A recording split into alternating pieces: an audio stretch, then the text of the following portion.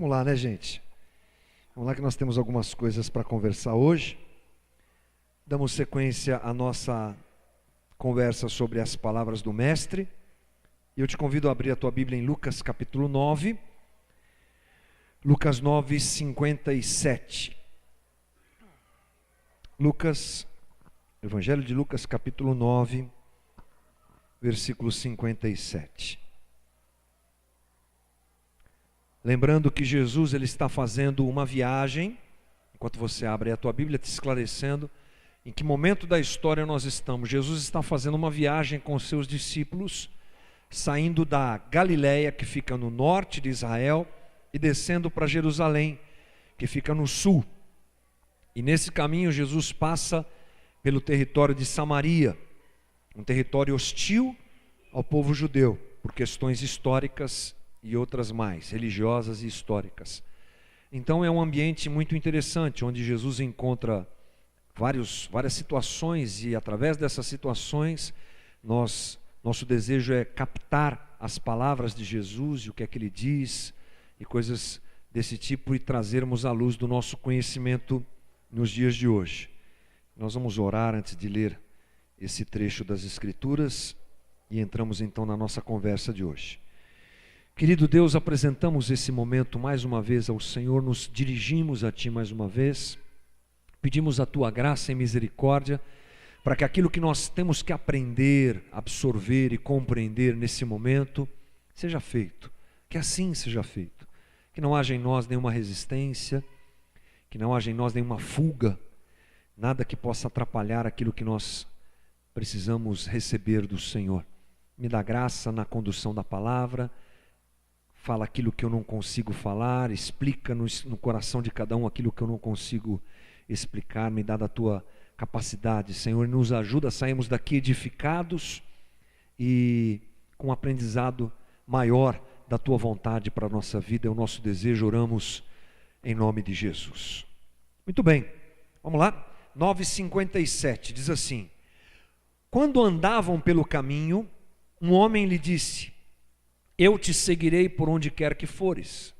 Jesus respondeu: as raposas têm suas tocas e as aves do céu têm seus ninhos, mas o Filho do Homem não tem onde repousar a cabeça.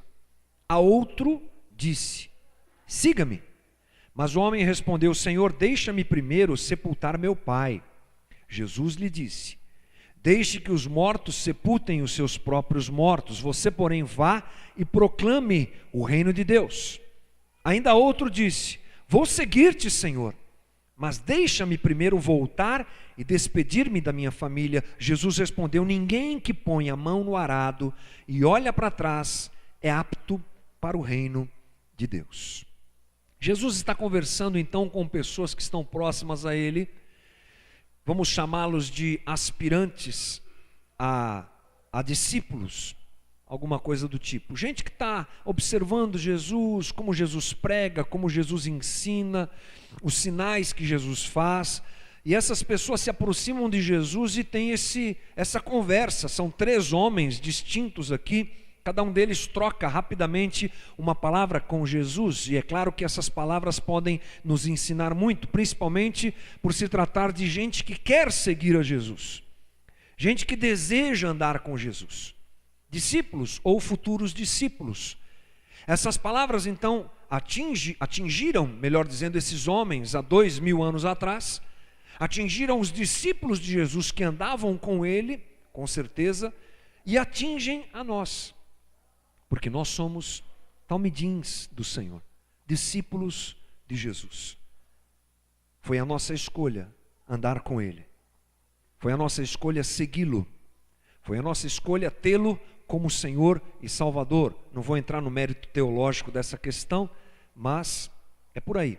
Alguma coisa tocou o nosso coração e nós optamos por seguir a Jesus. Portanto, essas palavras se encaixam muito bem a nós, e temos muito a aprender a respeito de seguir a Jesus, a respeito de ser discípulo de Jesus, porque é sobre isso que ele está falando. Vamos ao primeiro diálogo. O primeiro homem, o versículo 57 diz: quando andavam pelo caminho, um homem lhe disse: eu te seguirei por onde quer que fores. Interessante que a aparição desse homem é muito rápida e o sumiço dele também. Ele fala uma coisa e rapidamente o diálogo é interrompido. É uma pergunta, logo depois Jesus responde e esse homem simplesmente desaparece do texto. Há então um misto aqui de entusiasmo e talvez uma certa frustração depois daquilo que Jesus disse. Quem era esse homem? Esse texto de Lucas não nos mostra quem ele era, mas o texto de Mateus, que é um texto paralelo a esse texto de Lucas, nos mostra quem era esse homem. Lá em Mateus 8,19, nós lemos assim: então um mestre da lei aproximou-se e disse: mestre, eu te seguirei por onde quer que fores. Então nós estamos falando sobre um mestre da lei. Em algumas versões bíblicas você vai encontrar a palavra escriba. Era um escriba. Quem era o escriba? O escriba judeu, ele era um homem versado na lei mosaica, um homem que conhecia muito bem a lei, e toda a escritura de um modo geral, era um intérprete, era um professor. Os escribas, eles tinham como função examinar as questões mais difíceis e delicadas da lei. Era um homem religioso, com certeza, um homem envolvido com a religião de Israel, que era uma coisa muito forte, que tomava conta de Israel, alguma coisa que nós não conseguimos muito bem na nossa cultura entender, mas a religião dentro de Israel era Israel. Era um povo religioso, tudo que eles faziam tinha a ver com religião. E esse homem fazia então parte da cúpula religiosa de Israel. Sacerdotes, o sumo sacerdote, os sacerdotes, fariseus, escribas, mestres da lei, homens que de alguma maneira gerenciavam a religião em Israel. É com essa pessoa, com esse tipo de gente que Jesus está conversando. Ele faz então essa afirmação: mestre, eu te seguirei por onde quer que fores. E Jesus responde a ele da seguinte maneira: as raposas têm suas covas, as aves do céu têm seus ninhos, mas o Filho do Homem, Jesus se auto-intitulava Filho do Homem, não tem onde repousar a cabeça. Logo de cara a gente já entende o que Jesus quer dizer. De uma maneira mais simplista, é claro: olha, eu não tenho onde me hospedar, eu não tenho onde ficar. Talvez até lembrando a esses discípulos ou aspirantes a discípulos aquilo que havia acontecido um pouco antes, porque nós conversamos sobre isso semana passada. Jesus está em Samaria, ele envia discípulos para procurarem um lugar para eles se hospedarem, uma estrutura, e eles voltam dizendo: os samaritanos não nos querem, os samaritanos não querem receber a nossa comitiva, vamos chamar assim. E aí Tiago e João pedem para Jesus a liberação para mandar fogo do céu sobre os samaritanos. Essa era a situação.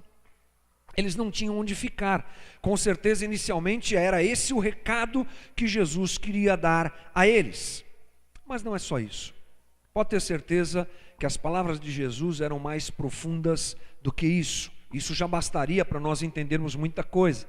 Mas Jesus estava se referindo à segurança, a conforto, a comodismo, a estrutura que aquele homem tinha à sua disposição. Jesus sabia que ele era um escriba, Jesus sabia que ele fazia parte dessa cúpula religiosa de Israel. E quando ele se dispõe a seguir Jesus, Jesus está dizendo para ele: olha, você vai ter que abrir mão de algumas coisas. Abrir mão do quê? É importante nós sabermos que a cúpula religiosa de Israel flertava com o Império Romano. O Império Romano dominava Israel na época de Jesus. E diferente de outros impérios que proibiam a prática religiosa de Israel, que até atacavam a cultura dos países que dominavam, Roma não fazia isso.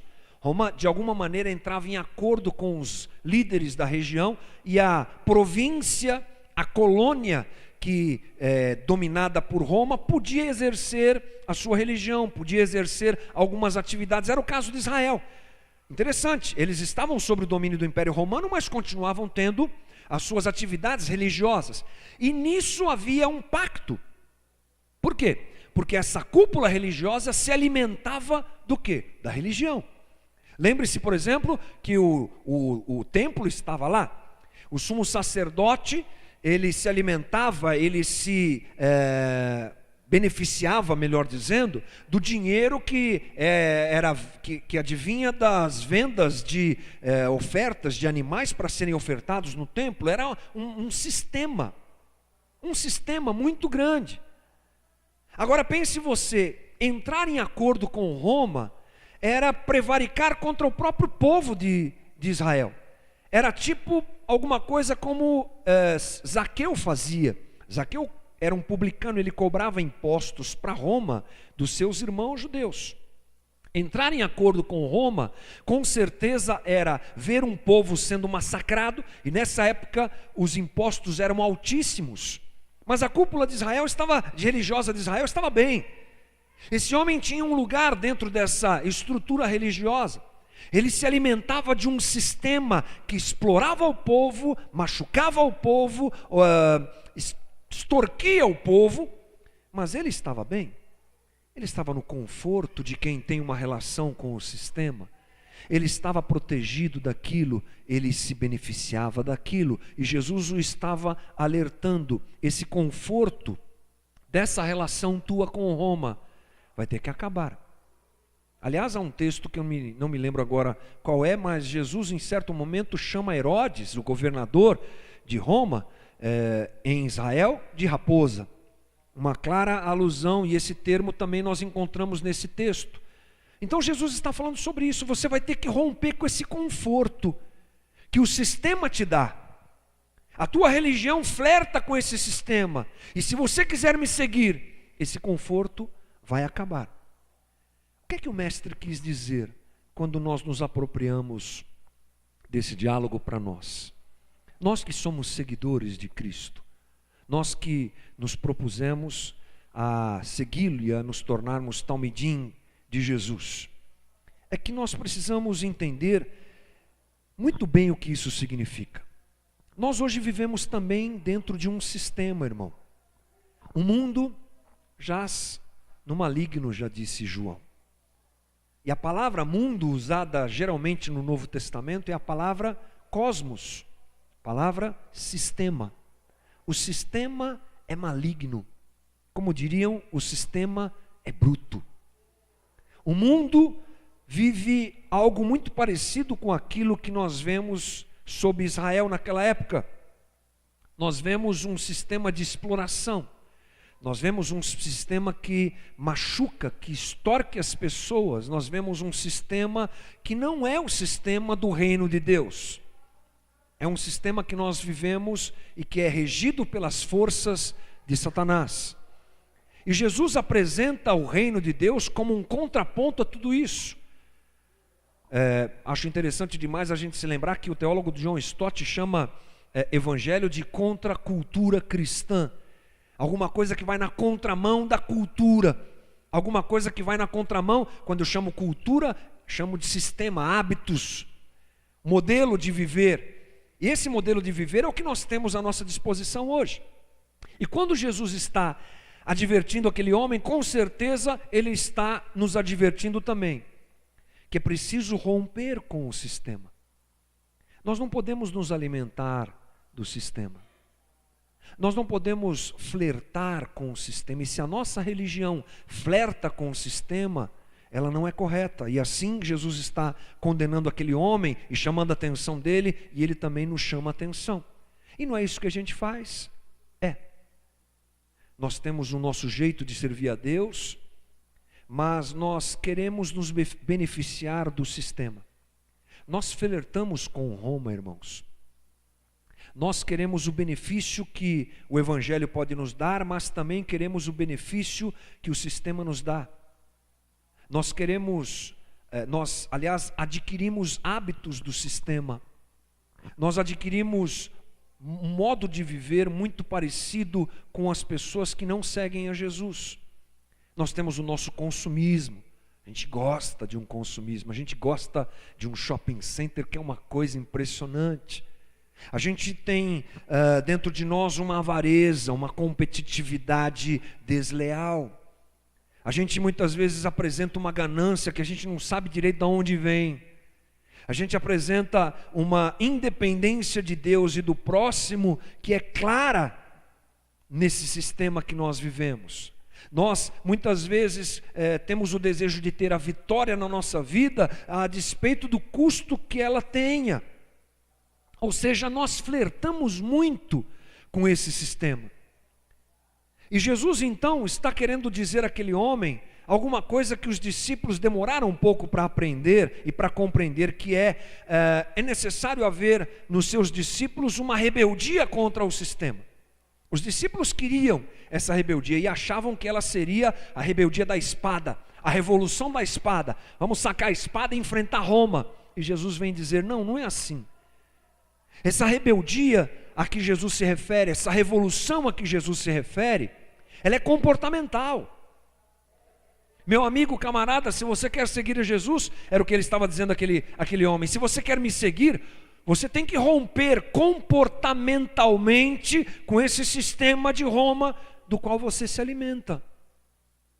E essa é com certeza uma cobrança que Jesus faz de nós. Eu sei que é alguma coisa que é difícil de se lidar, abrindo meu coração. Nós estamos no mundo, nós convivemos no mundo, e tem uma lama nesse mundo absurda. A corrupção está aí, o jeito está aí. Às vezes, se a gente não se prioriza, a gente fica para trás mesmo. Eu sei que é difícil, mas deve haver em nós um desejo de ruptura com esse sistema. No mínimo, irmão. Quando a gente vai para a rua, como essa experiência que nós tivemos essa semana, a gente percebe quanto esse sistema é cruel para com as pessoas mais desafortunadas e as explora. E a gente às vezes passa por elas, como eu disse agora há pouco, sem sequer perceber que tem gente ali, porque a gente está flertando com o sistema. Cristão não pode ter um comportamento igual o sistema tem. Cristão tem que ser diferente. E esse é o chamado que Jesus nos dá, para sairmos do nosso conforto, do flerte que nós fazemos com o sistema, com o império, e nos posicionarmos a favor do Evangelho. É nos posicionarmos a favor do cristianismo, a nos posicionarmos como verdadeiros talmidins, verdadeiros discípulos do nosso Senhor Jesus Cristo, que se rebelam contra esse sistema. Queremos a segurança que o sistema nos dá. A gente muitas vezes ora para o céu, mas quer a segurança da terra. Então Jesus está nos dizendo que é preciso colocar a nossa segurança nas mãos dele, para que ele seja a nossa segurança. Essa foi a opção que nós fizemos, sermos discípulos de Jesus, que ele se torne então a nossa segurança. E aí tem um outro diálogo, o diálogo do segundo homem. Esse é um diálogo interessante também, aliás os três são. No versículo 59 a gente percebe o seguinte, Jesus dizendo a um homem, olha só o que diz o 59, siga-me. A outro disse, siga-me. Aí vem a resposta do homem, mas o homem respondeu, Senhor, deixa-me ir primeiro sepultar meu pai.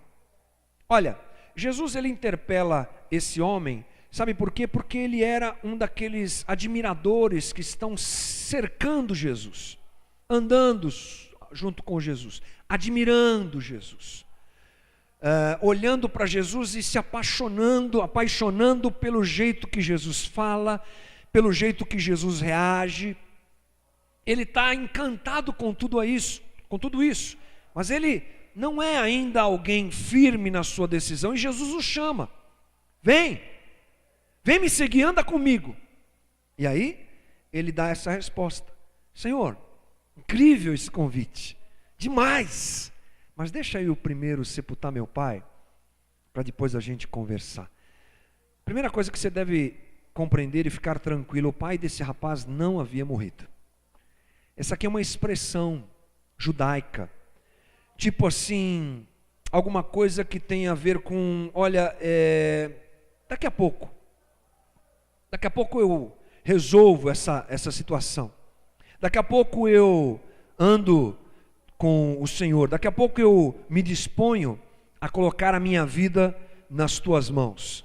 Então esse homem na verdade responde baseado nessa tradição judaica, ainda não é hora, porque era uma tradição de honrar o pai até a sua morte, e essa expressão nos remete a isso, eu preciso viver minha vida, Eu tenho coisas para fazer ainda, Jesus. Não é a hora, entendeu? Eu te admiro, eu acho incrível. Eu vejo o jeito que o Senhor prega, eu acho maravilhoso essas palavras. Eu acho que é isso aí mesmo. O Senhor é o Filho de Deus que veio implantar o reino de Deus aqui na terra, anunciar as boas novas do Evangelho. Eu entendo, eu gosto disso, isso me atrai. Mas ainda não é hora. Ainda não é hora de me entregar completamente. Ainda não é hora de me colocar como um discípulo. Eu tenho tanto plano, Jesus, tanta coisa na minha cabeça. Deixa eu primeiro passar essas férias. Primeiro, as férias estão chegando, daqui a pouco já está aí. Depois tem que pensar na faculdade. Tem que pensar na minha carreira, Jesus. Tem coisa para conquistar, coisa para fazer. Esse mundo aqui é muito exigente, você não está entendendo. Até desejo eu tenho, mas deixa eu sepultar meu pai, dá um tempo, segura a onda aí que daqui a pouco a gente conversa. E aí Jesus responde para ele no versículo 60. Deixe que os mortos sepultem os seus próprios mortos. Você, porém, vá e proclame o reino de Deus. Jesus, ele não estava sendo desrespeitoso com aquele jovem. Ele entendeu qual era a intenção dele. Aquele jovem, aquele homem.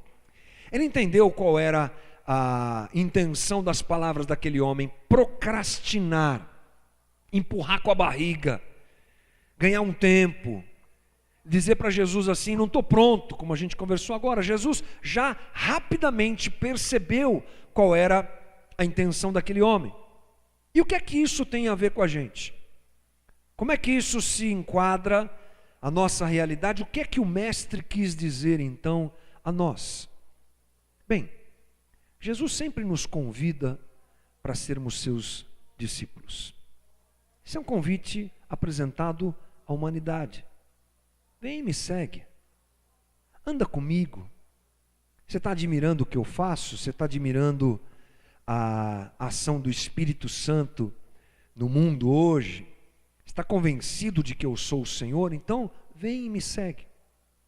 Jesus então está dizendo para nós não nos preocuparmos demais com esses planos que nós temos, mas colocarmos tudo isso nas mãos dele e andarmos com ele a nossa vida. É um convite à caminhada, é um convite a acertarmos as prioridades da nossa vida. Se ao primeiro homem houve uma questão a respeito do conforto, de coisas que ele deveria abrir mão, entendo que a esse homem Jesus está dizendo, você precisa priorizar outras coisas e não essas que você tem priorizado. E se há uma coisa que nós precisamos aprender a lidar na nossa vida, é com prioridades. Porque a vida, ela passa muito rapidamente. Ontem eu tinha 20, olha só. Hoje eu tenho 25, não, 46, tá bom. Mas passa rápido. E daqui a pouco a gente olha para a vida e começa a perceber, puxa, eu deveria ter feito mais isso que eu não fiz. E outra, eu deveria ter feito menos disso que eu fiz tanto. Eu deveria ter acertado e ajustado as minhas prioridades, porque para ganhar isso eu perdi isso. Se eu tivesse equalizado um pouco mais, se eu tivesse acertado a minha vida um pouco mais, se eu tivesse ouvido mais a música do Titãs e acertado mais a minha vida, acho que a coisa ia ser mais tranquila. Essa prioridade é que Jesus nos alerta, que ela precisa acontecer. Qual o tipo de prioridade que o discipulado de Cristo tem para nós hoje? Ah, eu sou discípulo de Jesus. Eu sou. Como assim? Ah, eu vou na igreja todo domingo, no culto das 18. Já tem lá o meu cartão de ponto, eu passo. Aliás, não é nem cartão de ponto, agora é cartão magnético. Passo o cartão magnético lá no cartão de ponto, está tudo resolvido. Essa é discípulo, sou discípulo, rapaz, eu tenho até umas camisetas com umas frases de Jesus agora. Sério? Você não percebeu? No meu linguajar eu falo agora aleluia. Eu falava, agora eu falo glória a Deus. Tem mais, ó, o sangue de Jesus tem poder. Essa é nova, aprendi esses dias. É incrível, sei até alguns versículos, tipo assim, o Senhor é o meu pastor e nada me faltará. Olha que incrível. É disso que a gente nesse aspecto que nós temos que analisar essas palavras. Qual o tipo de prioridade que o discipulado de Cristo tem na minha vida? Se você pegar a tua vida e dividi-la em setores, e der a esses setores o tamanho proporcional deles na tua vida, qual é o tamanho dessa história de discipulado nesse mapa que a gente pode fazer da nossa vida? É disso que Jesus está falando. Vem e me segue. Dê mais prioridade para mim. Dê mais prioridade para essa caminhada que a gente pode ter junto. O homem já apresenta suas desculpas, é o que a gente muitas vezes faz. Colocamos as nossas desculpas e as nossas necessidades e os nossos planos sempre em primeiro. Os nossos projetos sempre entram na frente dessa relação com Jesus. Isso é extremamente perigoso para quem quer ser discípulo. Aliás, não dá para ser discípulo se não for assim. Uma entrega maior. Não dá. Aí eu vou continuar sendo admirador. Talvez esse homem tenha optado por esse caminho. Vou ser admirador, não vou mergulhar nessa relação porque vai me custar muito. Vai ser uma coisa complicada, meus planos, eu vou ter que abrir mão. Então deixa eu ficar só como admirador. Essa é uma escolha que nós temos que fazer. Mas a coisa e a conversa continua. Deixa eu achar aqui o terceiro homem, está aqui. Versículo 61. Ainda outro homem disse, na mesma sequência: vou seguir-te, Senhor, mas deixa-me primeiro voltar e despedir-me da minha família. Vou te seguir, mas, condição. Tem uma condição aqui. Ele se dispõe a seguir a Jesus, mas apresenta uma condição. Qual era a condição? Voltar e se despedir da família. Como a gente disse agora há pouco, essa é uma sociedade familiar. Clãs, respeito. Pai transmitia a bênção para filho. Filho mais novo, filho mais velho, melhor dizendo, primogênito, herdava a bênção e uma parte maior da herança. Você se lembra dessas coisas, né? O Velho Testamento fala muito sobre isso. Aqui não mudou. Aqui ainda não mudou isso, tá? Do mesmo jeito. Portanto, a ligação familiar das pessoas era muito forte. Quando esse homem diz, deixa eu ir lá me despedir, melhor dizendo, do meu pai, da minha família, aquele homem estava dizendo assim, deixa eu dar um pulinho lá em casa, deixa eu dar uma chegada lá em casa, porque esse negócio de seguir um desconhecido, eu preciso consultar minha família, porque vai que eu perco a minha herança. Se eu largar minha família para andar com esse homem, é a cabeça dele pensando, eu posso perder coisas, mas eu quero seguir esse homem, mas eu não quero perder aquela herança. Eu quero seguir Jesus, eu acho incrível o jeito que ele fala, o jeito que ele prega, o jeito que ele faz os seus milagres, mas eu não posso perder a minha família, porque eu vou perder minha herança, vou perder minha estabilidade, vou perder aquelas coisas que eu tenho lá. O que é que acontece? É que esse homem, ele apresenta uma relação muito interessante, uma relação de ganho e perda. O que é que eu vou ganhar seguindo Jesus? Ou o que é que eu vou perder seguindo Jesus? Quando ele pede para se despedir da família, é para fazer um conselho junto à sua família e averiguar o que é que ele poderia perder caso ele fosse atrás de Jesus. E Jesus responde àquele homem dizendo, ninguém que põe a mão no arado e olha para trás é apto para o reino de Deus. Palavras duras, aliás, as três. Diretas, objetivas e duras. E o que é que o mestre quis dizer então, e que pode ser aplicado para nós? Ele quis dizer que quem faz avaliações sobre ganhar ou perder, não pode ser discípulo de Jesus.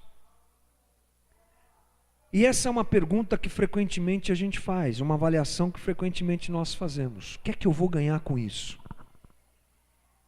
O que é que eu vou ter de benefício se eu andar com Jesus? O que é que vai melhorar a minha vida? Dá para você me dizer aí? Aliás, olha só que coisa interessante, triste, mas interessante. A nossa divulgação do Evangelho é baseada nos ganhos que as pessoas têm quando encontram Jesus. A gente gosta de um testemunho, né? Testemunho é demais. Porque a pessoa era assim, destruída, arrasada, e aí ela encontra Jesus e a sua vida muda. Verdade, absoluta e completa, com certeza. Mas veja que nós trabalhamos um marketing muito bem elaborado. Você que está aí longe, venha, porque você vai ganhar. Ganhar o quê? Você vai ganhar muita coisa. Tem muita prosperidade te esperando, tem muita casa nova te esperando, tem muita cura te esperando. A gente apresenta isso para as pessoas porque é a maneira que a gente analisa o seguir a Jesus. É a maneira como nós lidamos com isso. Nós muitas vezes nos comportamos como esse homem. Fazemos avaliações sobre perder e ganhar. E com certeza é alguma coisa que não pode ser feita em uma relação como essa que a gente se propõe a ter com Jesus. Será que eu só estou disposto a andar com Jesus se eu ganhar alguma coisa? Será que agora eu vou voltar para casa e começar a anotar o que eu ganhei, o que eu perdi na minha vida, antes de seguir a Jesus e depois de seguir a Jesus? Quem sabe quando chegar no céu eu vou apresentar minha lista. Jesus, legal, cheguei aqui agora, tem a minha lista aqui. Que lista, meu filho? As coisas que eu ganhei, as coisas que eu perdi. Preciso conversar com o senhor sobre isso. Eu perdi mais do que eu ganhei. Será que é assim que a gente tem se relacionado? Será que é assim que a gente encara o nosso discipulado? Ou o que nos atrai a Jesus são outras coisas? O interessante é que quando Jesus responde, ele faz uma alusão ao ato de arar a terra. Lembre-se que essa era uma sociedade basicamente agrícola e pastoril. Cuidavam das ovelhas e plantavam para comer, é o que eles tinham. E Jesus então usa uma imagem muito clara para eles, que era a imagem do homem que está arando a terra. Arar a terra é cortar a terra, fazer um sulco, um buraco na terra, para que a semente seja jogada. E ele diz assim: quem põe a mão no arado, que é aquele instrumento que o boi puxa e que vai cortando a terra, e olha para trás, não está apto para o reino de Deus. Por quê? Porque se perde. Você sabe que aquele que está arando, o agricultor que está arando a terra, ele tem como essa linha que nós temos aqui. Ele tem uma linha imaginária que ele coloca na cabeça e ele tem que seguir aquela linha para um melhor aproveitamento do terreno onde ele vai plantar. Ele divide mentalmente o terreno. Hoje em dia usam satélite, fazem um monte de coisa. Naquela época era assim, vamos fazer a linha aqui. E ele põe a mão no arado. E se ele porventura se distrai e olha para trás, ele automaticamente puxa o boi para um dos lados. E quando ele puxa um boi para um dos lados, o boi, é claro, vai para o lado para que ele foi puxado. E aquela distração tira o agricultor do caminho. E é disso que Jesus está dizendo, a respeito disso. Que se a gente continuar fazendo avaliações sobre ganho e perda, nós vamos nos desviar do nosso caminho. Nós vamos sair do foco. Se a gente começar a fazer conta de quanto eu ganhei servindo a Jesus, de quanto eu perdi servindo a Jesus, se isso fosse possível, nem possível é, mas se fosse possível, nós tomaríamos um caminho, nós tornamos isso possível, é claro, quando pensamos assim, nós tomamos um caminho que vai nos afastar daquilo que Ele tem preparado para a gente, que é o caminho do reino de Deus. No reino de Deus a gente não faz conta. No reino de Deus a gente não faz avaliação. No reino de Deus a gente põe a mão no arado como discípulo e segue. E vai seguindo a direção que o Mestre tem para a gente, fazendo a nossa melhor parte e vivendo a maravilha do caminho. A maravilha de andar com Jesus. A alegria de andar com Jesus. A bênção de andar com Jesus. O caminhar com Jesus. E a gente, quando faz avaliações desse tipo, se perde nisso. Portanto, irmão, quando eu olho para essa história toda, eu percebo que o Mestre quer dizer que para ser discípulo, então é preciso estar disposto a perder coisas. Jesus estava falando sobre isso. Olha só que interessante, para o primeiro homem, ele fala sobre não ter. Não tenho. E se você me seguir, você também não vai ter. Vai ter que deixar o conforto de Roma, aquela coisa toda que nós conversamos. Para o segundo homem, ele fala deixar. Deixa o pai, deixa os mortos, melhor dizendo, sepultarem os seus mortos. Prioridade.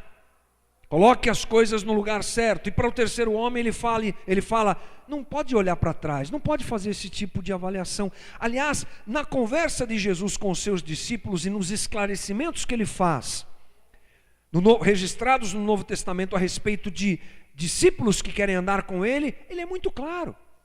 A gente tem dificuldade de enxergar isso, mas é muito claro. Olha só o que diz Mateus 16, 24. Então disse Jesus a seus discípulos: se alguém quer vir após mim, a si mesmo se negue. Tome a sua cruz e siga-me.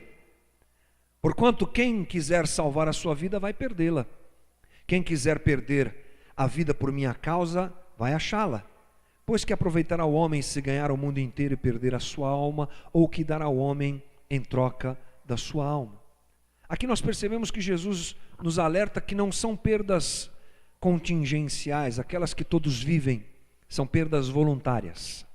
Eu quero perder para andar com Jesus. Eu quero deixar para andar com Jesus.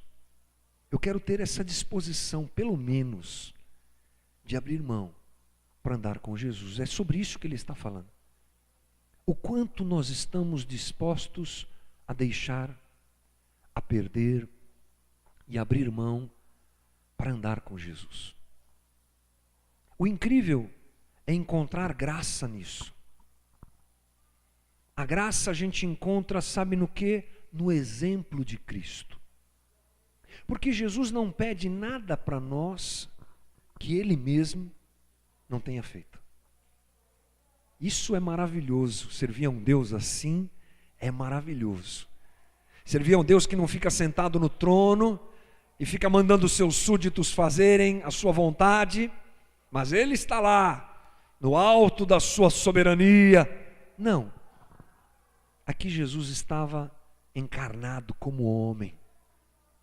Deixou a sua glória. Priorizou a mim e a você. Abriu mão. Filipenses 2,5, tende em vós o mesmo sentimento que houve em Cristo Jesus, que não se fez como Deus, mas abriu mão de ser Deus, de se manter na posição de Deus, se esvaziou por amor de nós.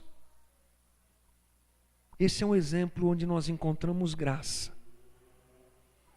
Então, irmão, para Jesus, perder é ganhar. Porque nós ganhamos andando com Ele.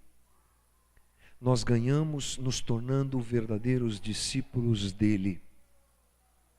E essa é a contracultura da qual a gente tem eventualmente falado aqui, uma posição diferenciada do que a gente encontra nesses dias. Tempos onde são valorizadas as conquistas, o ter, o obter, o conquistar, o realizar. Aqui eu encontro Jesus dizendo: o caminho não é esse. O caminho é menos. E na verdade o menos é mais. Porque o que adianta o homem ganhar o mundo inteiro e perder a sua alma? E a minha reflexão se encerra aqui, irmãos, perguntando para todos nós: será que não tem alguma coisa que a gente precise deixar, precisemos deixar para nos tornarmos discípulos de Jesus? Em qual dessas histórias você se encaixa? Em qual desses exemplos você se encontra hoje? Com certeza durante essa semana foi uma semana de muito estudo e reflexão sobre essas coisas. Porque há coisas aqui que eu me enxergo, nas quais eu me enxergo, e que eu preciso entregar ao Senhor para me tornar um discípulo dele. Talvez você esteja naquele momento de admiração: que legal, que incrível.